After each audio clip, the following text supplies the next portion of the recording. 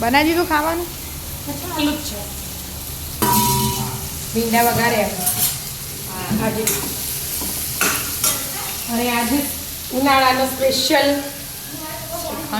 મઠો મઠો American food. બધું ઘરે બનાવ્યો. ઘરે બનાવેલો મઠો અને ભીંડાનું શાક ને રોટલી. કાલ રસ ખાધો તો આજ શ્રીખંડ ખાવાનું. પેલા મૂકો એટલે ચણા મૂકીએ બાફા. એ તો રાતનો પ્રોગ્રામ.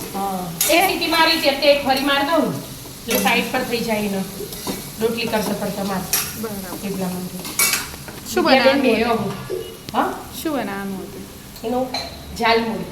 હા. ચણા જો વ્હાઈટ બટાણા જો એ બધું ખાસું બધું અમુક આવે કેટલું 15-20 વસ્તુ. હા ઓહો હો બધું ગણીએ ને શાક અને બધું થઈ તો એટલું થઈ રહે. 15 વસ્તુ 15 ઉપર થાય પણ ઓછી ના થાય. આવી કે તે સરસોનું તેલ આવે એમાં સ્પેશિયલ. આપણા સિંગ તેલ ને કપાસિયા ને ના ચાલે. એવું હોય પાછું? હા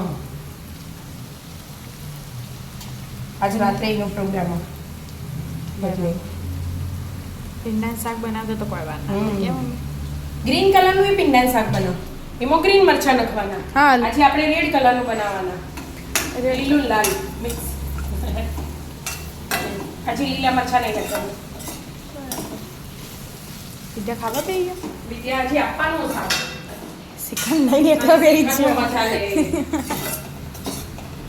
તું ના આલું શાક તો કે ને મમ્મી શાક ચમ નતું આલી શાક ના માંગે મને ખબર જ છે.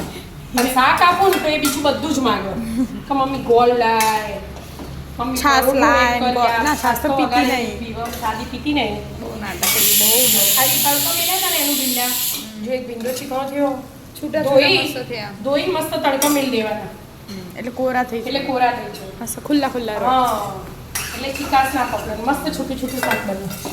હું રોજ ભીંડામાં એવું જ કરું. બરાબર. એટલે.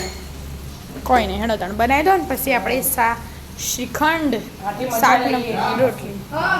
રાધે રાધે. રાધે રાધે.